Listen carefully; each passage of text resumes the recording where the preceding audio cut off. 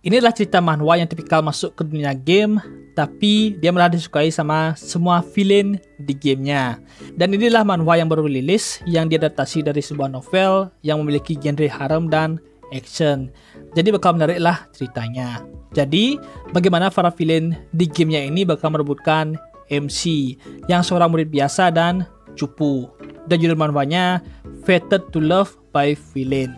Jadi, biar belum lagi kita gas aja lah kalau cerita manhwanya. MC adalah orang yang suka bermain game. Nama gamenya adalah Savior Rising. Cerita akademi yang cocok untuk anak muda. Dan seperti biasa, MC menyelesaikan gamenya dan melihat semua endingnya. Tapi tiba-tiba dia dikirim ke dunia gamenya. Padahal dia gak punya masalah dengan developer atau menghina gamenya. Tapi dia tetap masukin tubuh Dawood Campbell, seorang pewaris Viscount dan cuma NPC di gamenya. Wilayah dia itu damai dan gak ada dungeon. Bahkan di cutscene gamenya itu, daerahnya ini gak ditunjukin. Jadi pas anak Viscount masuk ke Akademi Kekaisaran, itu memang agak aneh. Dan pas keberangkatan Dawood, dia diberi perpisahan sama semua warganya. Dan bapaknya ini menyuruh Dawood untuk jangan terlalu menarik perhatian. Dawood juga sadar karena stat dia itu semuanya F. Memang gila banget sih stat dia.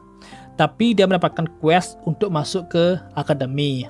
Lalu dia merenungkan kalau di sistem gamenya itu, kalau mengabaikan sebuah quest, maka game bakal game over. Apalagi akademi yang bakal dia masuki bakal hancur disebabkan oleh semua villain di gamenya. Jadi dia meyakinkan bapaknya kalau dia bakal jadi karakter sampingan aja di akademi.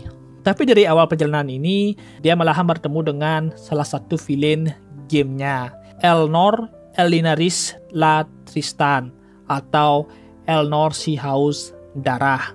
Dan dia adalah bos terakhir di dunia gamenya. Dan dalam cerita aslinya, dia bakal terus berselisih dengan protagonis gamenya dan kewarasan dia bakal runtuh. Lalu, Grey Demon yang tertidur di tubuhnya bakal melahap Elnor. Dan Elnor nanya, apa Dawood ini sakit? Karena muka Dawood ini pucat katanya. Tapi Dawood bilang, gak apa-apa. Lalu mereka ngobrol sebentar, dan Dawood kaget karena Elnor ini ternyata punya sifat yang agak sensitif.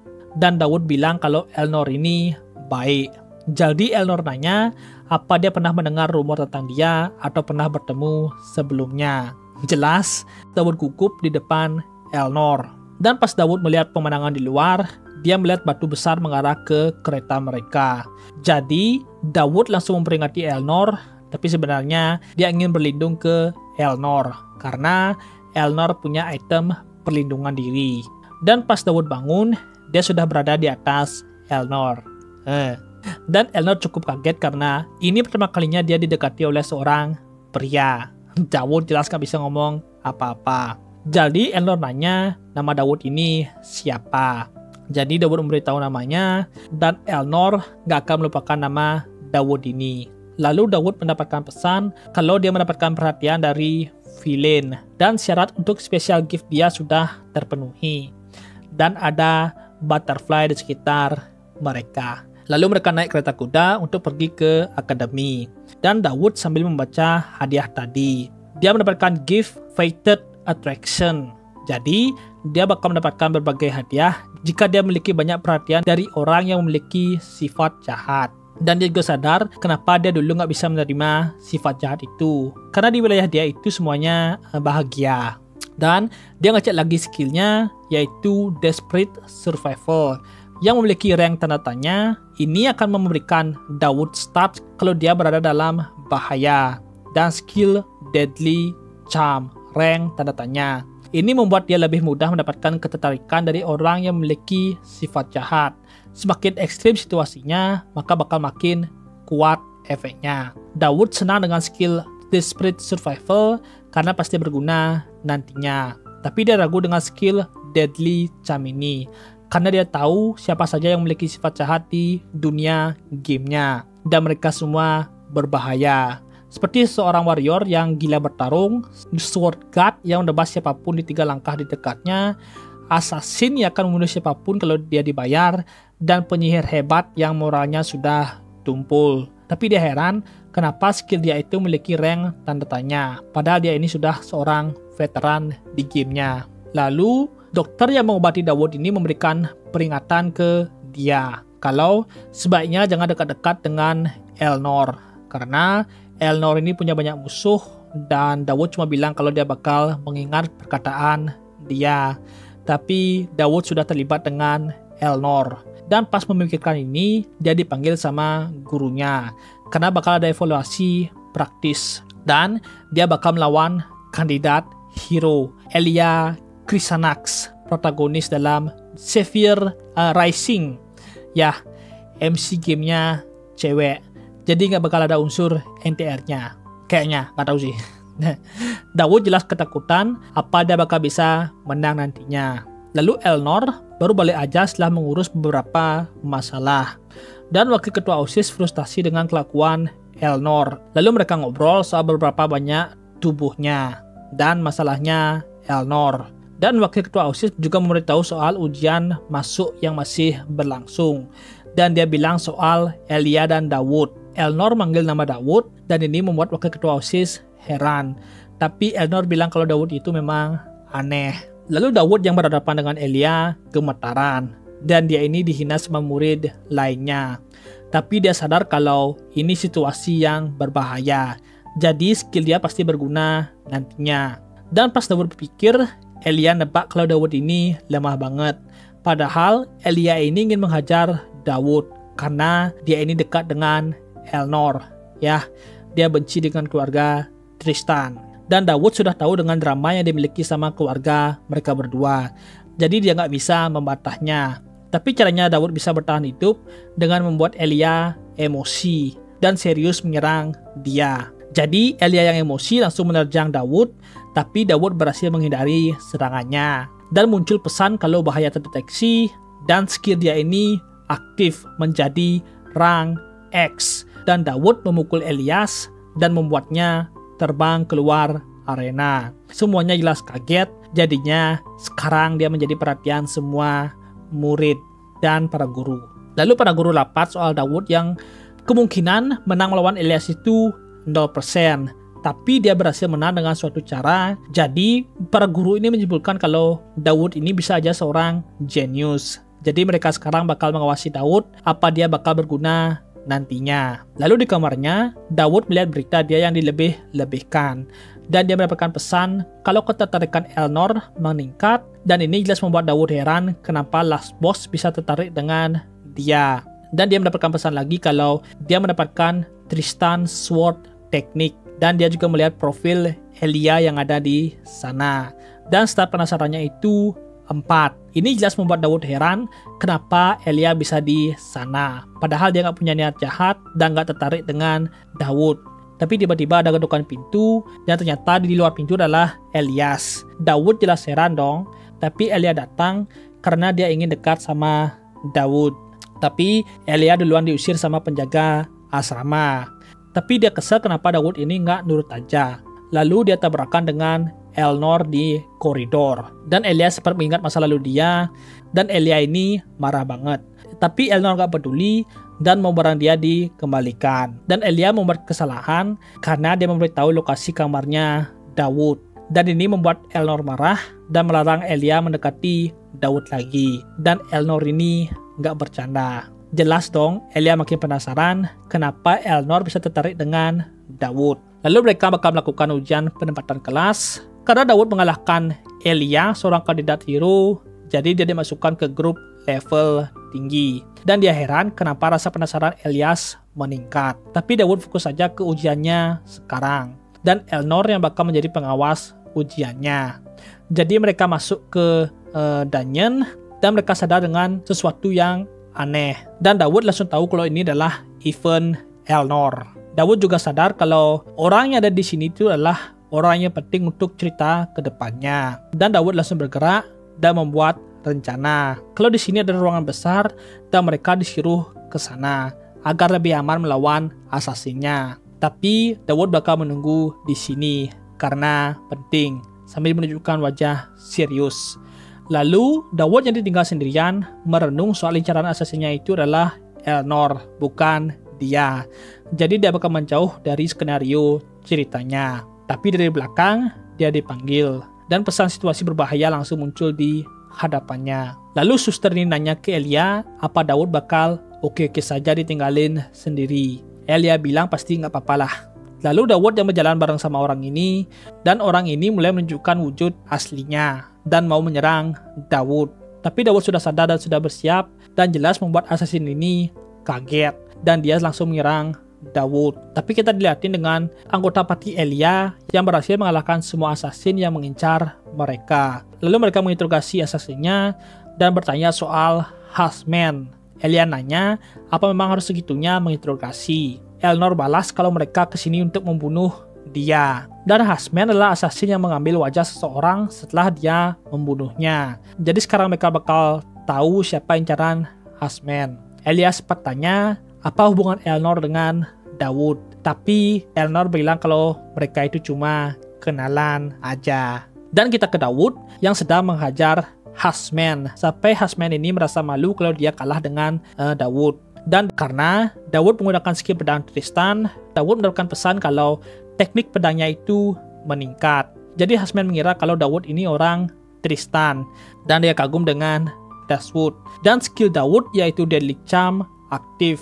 Jadi karena Husband gak bakal dibunuh sama Daud, Husband bakal mengincar Elnor lagi. Tapi Daud mengancam balik kalau dia bakal melindungi Elnor.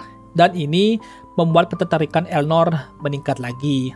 Ya, karena Elnor di belakang dia sambil mendengarkan ucapan Daud. Lalu besoknya, Wakil OSIS merenung soal kejadian kemarin karena pekerjaan dia ini menumpuk dan sadar kalau ada mata-mata di akademi ini.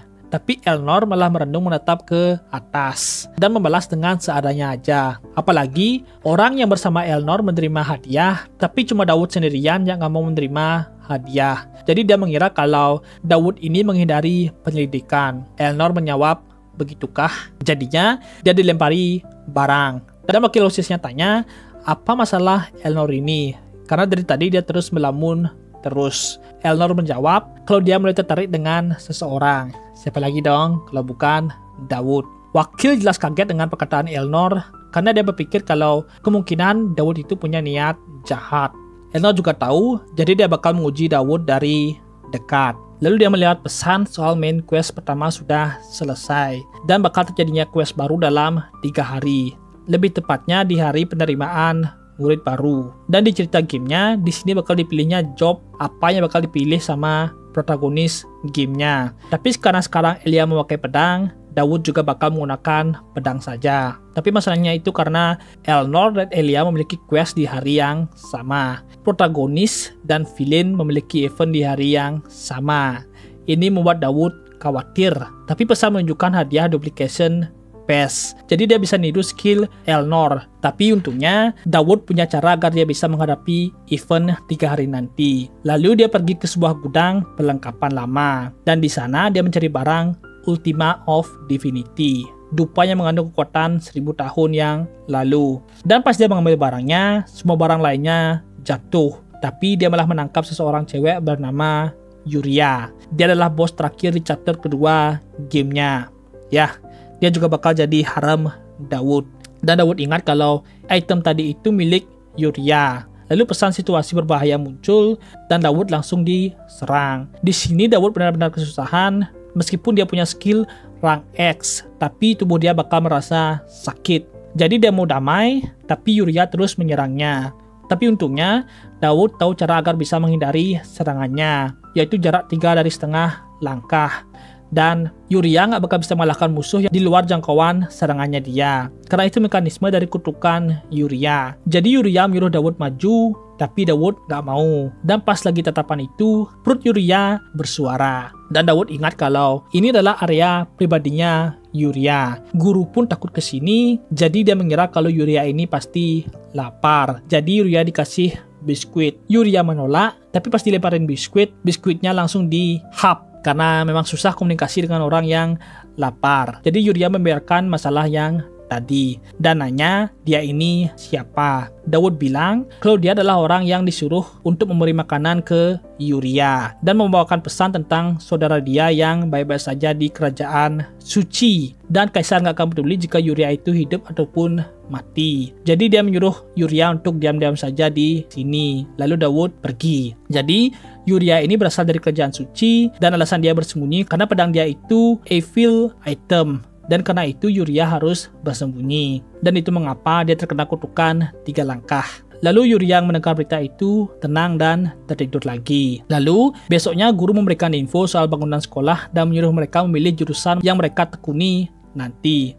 Lalu mereka pergi ke Void Zone. Itu adalah sisa-sisa perang antara surga dan neraka. Disitulah para warrior yang menerima berkah dari dewa untuk melawan demon. Bahkan sudah ratusan tahun berlalu, pertikaian antar energi Death dan Divine masih berlangsung. Dan area ini adalah area yang penting. Dan jika demon melarikan diri, kerajaan suci, Tribal Alliance, dan kerajaan membuat Golden Triangle untuk mengawasi area itu. Dan akademi lainnya juga sama. Lalu ada murid yang nanya apa mereka boleh mendekat. Guru bilang kalau itu boleh, yang penting mereka masih di dalam perisainya. Jadi sekarang mereka bakal istirahat, tapi Daud bakal melakukan sesuatu. Jadi dia minta izin apa boleh makan siangnya di tempat yang agak jauhan. Guru memperbolehkan tapi jangan jauh-jauh. Lalu murid lainnya menghina Daud karena dia mendapatkan perhatian dari para cewek. Lalu Daud bersiap dan dia membuka sebuah portal yang berisi makhluk yang hanya bisa diimpikan oleh orang biasa. Dan itu adalah portal yang menunjukkan malaikat. Dan para malaikat sadar dengan Daud. Tapi Daud cuma memperhatikan mereka yang lagi memasang tembok. Lalu ada malaikat yang datang lagi menggunakan mobil. Ya, mobil. Dan mereka saat ini sedang membuat pertahanan. Lalu Daud menjelaskan kenapa Angel tidak bisa turun ke dunia. Karena mereka itu mirip seperti militer. Ada hierarki dan rantai kendali. Dan bertemu dengan Angel itu bisa terjadi di chapter kedua gamenya. Dan berinteraksi dengan Angel tingkat tinggi nanti bisa setelahnya. Dan Daud tahu keinginan mereka, jadinya Daud makan. Angel yang lapar tanya apa boleh istirahat sebentar, tapi dimarahi langsung. Karena syarat untuk turun belum terpenuhi. Jadi mereka disuruh lanjut kerja. Jadi Daud yang baik hati dan gak punya niatan lain memberikan makanan ke para Angel. Jadinya para Angel bisa beristirahat 10 menit. Lalu pemimpin Angel ini berterima kasih ke Daud dan dia bakal memberkati item yang dia bawa. Tapi permintaannya itu harus masuk akal dan memenuhi ekspektasi dia. Daud kaget karena segampang itu negosiasinya. Padahal dia sudah membuat rencana lain. Tapi Angel ini tahu kalau Daud itu agak curiga dan bilang Daud ini punya kemampuan tapi gagal untuk meningkatkannya sedikit pun. Jadi bakal berguna kalau diinvestasikan sekarang. Daud mengira yang dimaksud adalah bakat dia, yaitu Loved by Evil. Daud diberitahu lagi kalau berkat itu lebih kuat dari yang dia kira. Walaupun cara menggunakannya itu akan ditentukan oleh Daud sendiri. Makanya sekarang dia ditangkap sama monster yang keji tapi ramah. Daud sudah menduganya dan setelah mendapatkan Turibel, dia akan menemukan rute untuk bertahan hidup. Dan Angel ini memuji Daud karena manusia lain bakal ketakutan, tapi dia malah dengan tenangnya menyusun rencana. Dan dia memanggil Daud yaitu calon orang hebat. Dan pemberkatannya selesai, Daud agak heran dengan perkataan dia soal keji tapi ramah dan calon orang hebat. Dan Angel ini bilang kalau setidaknya dia percaya dengan Daud. Lalu Daud berenung soal dia bekerja keras untuk bertahan hidup dan peringatan Angel tadi bakal dia ingat. Lalu Daud cek item dia yaitu Ultima of Divinity yang memiliki kekuatan khusus dari makhluk suci dan punya 2 skill. Pertama, Asceticism, dapat menggunakan mana untuk mengubah semua stat menjadi konstitusi. Cooldown 20 detik dan dapat ditingkatkan dengan Proof of Faith. Yang kedua adalah Protective Seal, menggunakan mana untuk membuat perisai sekali pakai dan cooldown 20 detik dan dapat ditingkatkan dengan Stigmata. Dan Daud berterima kasih ke Angel tadi karena sudah memberikan dia berkah yang berguna. Tapi Daud ini nggak memiliki mana, jadi dia bakal kesusahan. Makanya dia pergi ke suatu tempat dan untuk masuk ke area ini dia perlu rekan. Tapi Daud ini nggak punya rekan. Tapi Daud bilang kalau rekan dia bakal segera datang. Dan itu adalah Elia. Jadinya Daud mengajak Elia bersama masuk ke dungeon. Dan Elia kagum karena Daud membuat strategi yang membuat yang lainnya cemburu. Lalu mereka masuk ke dungeon buatan sekolah. Elia tanya apa Daud yakin. Tapi Daud ini yakin kalau Elia ingin berteman, maka lakukan sesuai arahan dia. Lalu Daud memberikan arahan ke Elia untuk mengalahkan monsternya. Dan dengan arahan dari Daud, Arya bisa dengan mudah menghindari serangan dan menyerang balik musuhnya. Tapi Elia marah kalau Daud itu tahu soal serangan monsternya, kenapa dia nggak nolongin. Tapi Daud nggak bisa karena dia cuma NPC rank F. Dan dia merenung soal skill Desperate Survival dia. Karena itu bukan skill OP, makanya dia harus segera meningkatkan stats dia. Lalu Elia berteriak ke Daud dan Elia mengira monster di belakang Daud. Lalu mereka memecahkan rekor sebelumnya. Elia kaget, padahal dia sendiri yang bertarung, tapi kenapa mereka berdua yang diselamati? Daud cuma bisa menyemangati Elia dan menyuruhnya untuk berusaha di stage berikutnya. Elia cuma bisa diam sambil marah. Lalu di ruangan guru, dekan akademi ini yaitu Percy kagum dengan mereka berdua, dan Conrad salah satu guru juga kagum, dan akhirnya dia menemukan orang yang dia cari selama ini. Percy mengira kalau Elia yang dibicarakan, tapi Conrad malah tertarik dengan Daud. Percy mengira kalau Daud ini cuma penipu, tapi Conrad bilang itu kesalahan dari para mage. Dan Conrad bilang kalau kandidat warrior gak bakal bisa memecahkan rekor baru kalau gak ada Daud di sana, karena Daud adalah kunci dalam pertarungan ini. Karena dia memberikan posisi dan caranya Daud memberikan arahan dengan sangat tepat. Makanya Conrad makin kagum dengan Daud dan dia mau bertaruh dengan Percy. Lalu dia memberikan pengumuman ke mereka berdua kalau dia tertarik dengan mereka berdua dan memberitahu kalau dia bertaruh dengan Percy. Dan taruhannya adalah apakah mereka bisa memecahkan rekor untuk murid tahun baru. Dan jika berhasil, dia bakal mengizinkan mereka membuat satu permintaan ke Percy. Tapi Conrad gak memaksa mereka. Tapi Daud menerima tantangan itu. Lalu Kokelosius yang menemui Elnor yang lagi membersihkan pikirannya dengan latihan. Lalu dia bergumam, seekor demon hidup dalam garis keturunan Tristan. Rumor buruk ini punya dua sisi. Salah satu, mereka punya kehebatan di luar nalar. Satunya lagi adalah ledakan gila yang sesekali muncul. Itulah mengapa meskipun pencapaian keluarga Tristan luar biasa, tapi tahun-tahun terakhir mereka bakal sengsara. Kokelosius tanya apa ini serius, tapi Elnor bilang kalau ini nggak serius. Jadi sekarang dia melaporkan soal Daud akhir-akhir ini kelihatan pergi dengan Elia. Elnor tanya, jadi mereka itu berduaan saja. Kokelosius menjawab karena pertarungan buatan itu memang perlu dua orang. Jadinya Elnor mengembuskan napas dan meminta diantar ke sana. Cemburu. Lalu balik ke Daud dan Elia nanya apa rencana Daud, dan dia ini agak ragu soal menantang rekor sepanjang masa akademi ini. Dan Elia nanya apa alasan Daud bisa seberani ini. Daud bilang karena Elia ada di sini. Menggoda terus, goreng terus. Jadi Conrad tanya apa mereka siap dan nanya apa tingkat kesulitan yang mau mereka pakai. Dan Daud ingin kesulitan yang tingkat max. Percy marah dengan kesombongan Daud dan Percy marah ke Conrad karena mereka bisa aja kehilangan nyawa di tes ini. Tapi Conrad menyemangati mereka berdua. Lalu pesan berbahaya muncul di hadapan Daud dan Daud dengan mudah memotong kepala monsternya.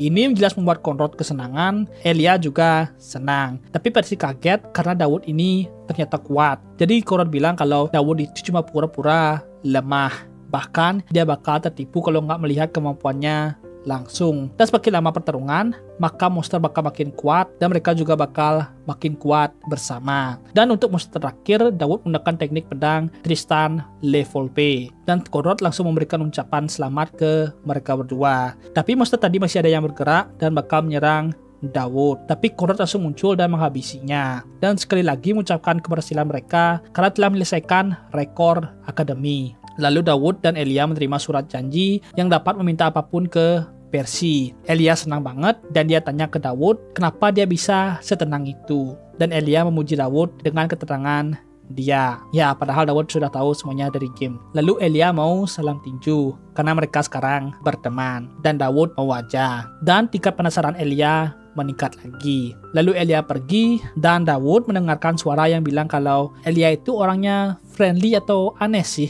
Dan dia baru sadar kalau yang ngomong itu adalah Elnor di belakangnya. Mampus. Dan Elnor ini nanya apa Daud suka dengan Elia dan muncul pesan bahaya terdeteksi. Jadinya Daud membuat alasan. Meskipun dia latihan sama Elia, dia masih ingin bertemu dengan Elnor. Dia ngira itu gak bakal berhasil, tapi Elnor nanya kalau Daud ini merindukan dia. Daud langsung menjawab, iya. Elnor tanya kenapa, Daud jelas gak bisa jawab. Tapi itu dibiarkan saja sama Elnor. Dan disuruh harus mengingat siapa prioritas pertama Daud. Hihi, cemburu. Lalu Elnor memberikan Daud surat dan Daud disuruh membaca suratnya pas dia sendirian. Ternyata isi suratnya itu meminta Daud untuk menjadi partner Elnor di penyambutan murid barunya. Dan tiba-tiba ada ketukan di pintunya dan di sana ada Elia dan langsung memberikan Daud surat juga. Dan Elia langsung pergi dan bilang untuk segera baca suratnya. Dan dia isi suratnya juga permintaan menjadi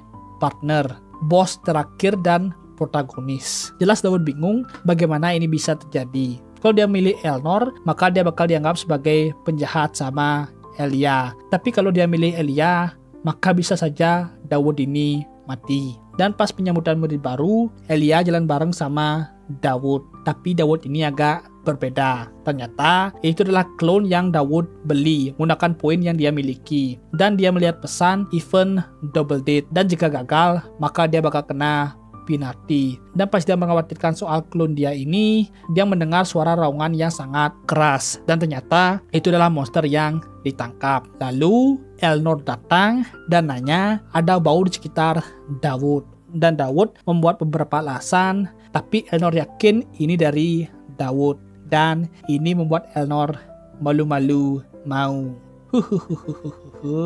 Dan ya, segitu aja dulu buat alur cerita manhwa Fated to be Loved by Villain. Dan ini adalah recap dari chapter 1 sampai 10. Dan apakah di part berikutnya Daud bakal lancar di double date dia atau bagaimana. Jadi tunggu aja buat part kedua dari alur cerita manganya. Dan ya, segitu aja buat alur cerita manganya. Kalau kalian suka sama konten gue, kalian bisa klik like, share, dan subscribe. Dan kalau kalian mau mendukung gue, kalian bisa donasi di bawah juga. Karena gue juga perlu uang buat bikin konten ini. Dan ya, sampai situ aja. Dan sampai jumpa di video berikutnya. Bye-bye. Bakakar. Manhwa, anime, manga.